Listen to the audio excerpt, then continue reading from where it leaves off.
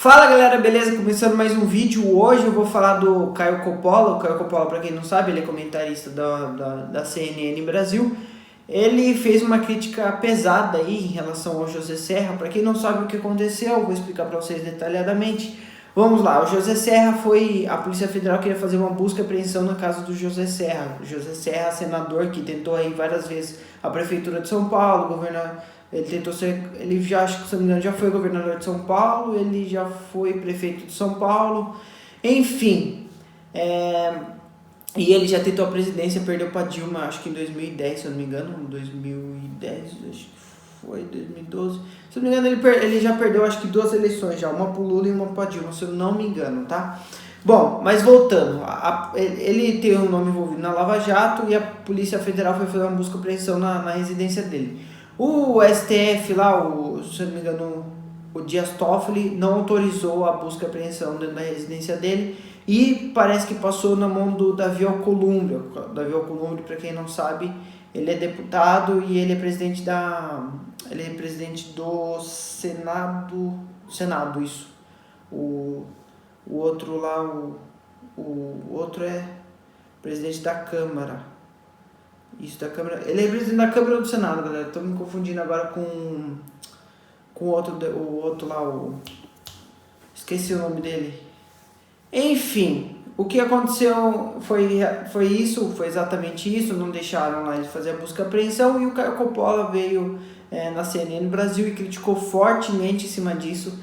Ele bateu em cima dessa tecla e eu vou analisar junto com vocês o vídeo. Pra gente analisar junto e aí cada um tirar a sua conclusão no final de tudo. Então, não vamos estender muito e bora lá. De debate aqui no Expresso CNN. A partir de agora, temas relevantes com visões diferentes sobre o mesmo assunto.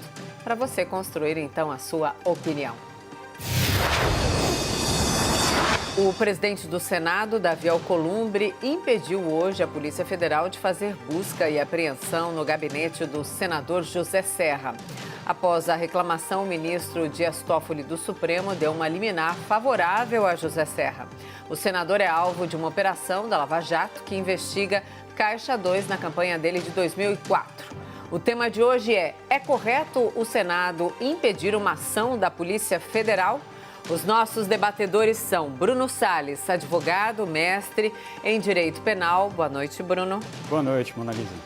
E Caio Coppola, bacharel em Direito e comentarista político. Boa noite, Caio. Boa noite, Mona Lisa. Boa noite, doutor Bruno. Boa noite ao espectador da CNN. Começamos com você, Caio. Suas primeiras considerações, por favor. Bom, no grande debate de 28 de maio, né, a questão em pauta era a seguinte: o presidente da República pode descumprir decisões judiciais absurdas? E exemplos não faltavam. A gente teve a suspensão de uma nomeação regular para a diretoria da Polícia Federal. A gente teve solicitação de um exame médico particular do presidente. A gente teve a divulgação de trechos de uma reunião ministerial de Estado completamente alheia ao objeto de inquérito. E eu lembro que naquela ocasião estava em análise no STF um pedido esdrúxulo da oposição para apreensão do celular do presidente da República. Se esse pedido fosse deferido, né, seria mais uma de várias decisões judiciais em flagrante contradição com a lei, com a Constituição e os princípios do direito. Mas, num extravaso, o presidente Bolsonaro chegou a declarar, aspas, ordens absurdas não se cumprem. Bom, como conservador, eu critiquei essa fala, porque a democracia ela se funda no princípio isonômico da igualdade perante a lei. Então, ainda que a lei seja injusta, ninguém está acima dela. E a justiça, como um valor superior, depende da observância de valores menores, como a ordem e a segurança jurídica. É por isso que o Goethe, na Alemanha aí do século XVIII, ele já postulava: alguma injustiça é preferível à desordem.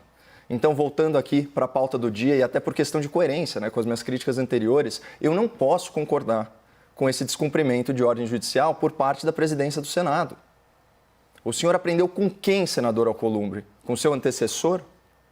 Só para refrescar a memória do espectador, em dezembro de 2016, o presidente do Congresso à época, o senhor Renan Calheiros, descumpriu decisão do ministro Marco Aurélio para se afastar da presidência do Senado e ainda se recusou a assinar a notificação do oficial de justiça.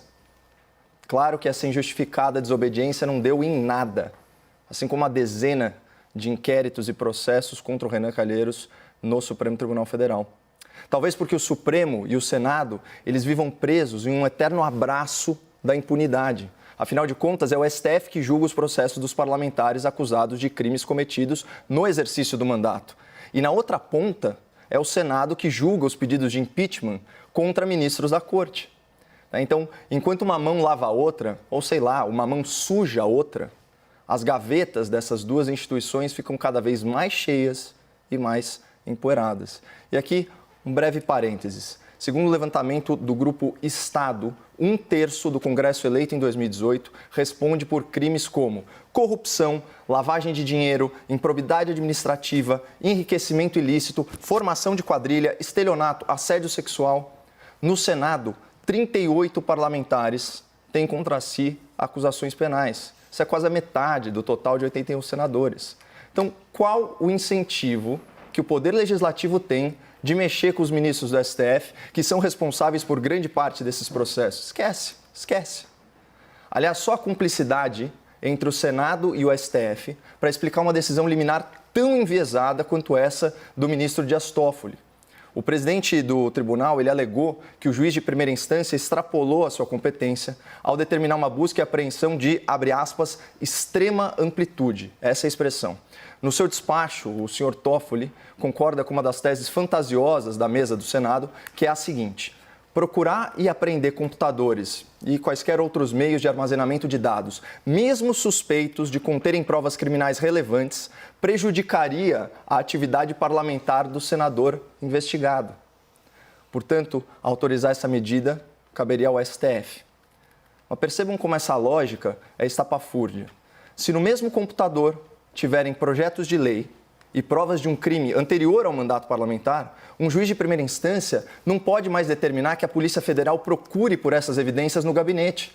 Ele precisa do amém, do aval do STF, cujos ministros, muitas das vezes, são amigos ou são velhos conhecidos dos políticos que estão sendo investigados. Ou eu estou mentindo? Se a preocupação realmente fosse com a qualidade, com a continuidade, com a integridade da atividade parlamentar, bastaria determinar a produção de cópia do material apreendido. É bem simples. E o interesse público na apuração desses crimes seria respeitado, assim como o devido andamento do trabalho legislativo do senador. Agora, vamos pensar nas consequências práticas nesse caso concreto e vejam que revoltante. Se havia alguma prova de caixa 2, de lavagem de dinheiro, de ocultação de patrimônio ou qualquer outra pilantragem nos computadores e nos celulares do senador Zé Serra, o que vocês acham que aconteceu com essas provas? Eu digo, viraram pizza sabor STF na cantina Toffoli. Então, ao longo do debate, eu pretendo demonstrar a ilegalidade e a flagrante incoerência dessa decisão do presidente do STF, que tem o potencial de transformar gabinetes parlamentares em bunkers para proteção de corrupto. Bruno, suas primeiras considerações, então, por favor. Boa noite. Boa noite, Caio. Veio com fome hoje. Na cantina Toffoli, doutor. Minhas amigas, meus amigos, boa noite. Caio, eu vou fazer uma confissão aqui no ar. Eu já fui vítima de uma busca e apreensão. Eu estava no último ano da faculdade, eu já era estagiário de Direito, e por coincidência eu até conhecia a juíza do Fórum Criminal da Barra Funda que conduzia o processo. Foi expedido um mandado de busca e apreensão para o meu apartamento. Era um erro grosseiro numa investigação. Os policiais civis muito educados perceberam rapidamente que se tratava de um erro, de uma decisão ilegal, de uma decisão incorreta. Não ficaram mais do que 5 minutos dentro de casa.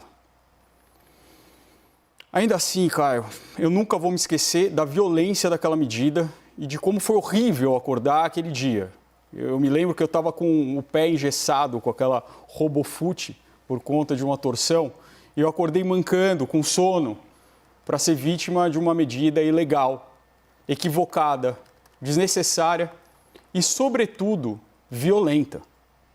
A medida de busca e apreensão criminal é uma medida cautelar prevista no Código de Processo Penal e tem por objetivo prender criminosos, apreender coisas achadas ou obtidas por meios criminosos, descobrir objetos necessários à prova de infração ou à defesa do réu, enfim, qualquer elemento de convicção que possa servir para instruir um determinado processo e que possa provar um crime ou a inocência de um acusado. No entanto, para que se encene a medida invasiva, é imprescindível que se reúnam alguns elementos. Em primeiro lugar, indícios de materialidade e autoria de uma infração penal. Isso é o que nós chamamos de fumus boni iure, em bom português, a fumaça do bom direito. Em segundo lugar, é imprescindível que haja algo que chamamos de perigo da demora. Em outras palavras, o juiz que decreta a medida precisa justificar que, se essa medida não for tomada, acusados poderão fugir, provas poderão perecer. Em terceiro lugar, nos termos do artigo 319 do Código de Processo Penal, que rege a disciplina geral das cautelares penais, é preciso que a medida seja adequada, ou seja, que a medida possa, em tese, atingir os seus objetivos. E que seja necessária, em outras palavras, que não exista nenhum outro meio menos invasivo de se chegar aos objetivos da... Bom, galera, comentem aqui embaixo o que vocês acharam disso. Bom, analisamos junto aí. Dá pra ver, nitidamente, assim, que eu concordo, assim, com o que o Caio Coppola disse, né? Foi que nem ele falou, não autorizou a busca e apreensão na residência dele, certo? Do José Serra. Se tinha alguma prova, se tinha alguma coisa relacionada, alguma coisa que incriminasse ele ali, o que vocês acham que aconteceu? Foi essa pergunta que o Caio Coppola fez. E essa pergunta que foi que gravou nesse vídeo aí, foi a mensagem que mais me marcou, foi essa. O que vocês acham que aconteceram se tivesse alguma prova, alguma coisa do tipo que incriminasse ele? O que vocês acham que deve ter acontecido com isso? Obviamente que devem ter dado um fim em alguma coisa, né, galera? Caso tivesse alguma coisa assim que incriminasse, né? Triste essa situação do nosso Brasil, né, galera? Essa situação, é esse o Brasil que a gente tem, é esse os políticos que a gente tem, é esse o STF que a gente tem, é essa classe que a gente tem, né, galera? Infelizmente a gente tá à mercê desse povo, né? Então é isso, não tem nada mais a dizer. Comenta aqui embaixo o que vocês acharam. É isso, valeu, falou, tamo junto, é nóis, abraço.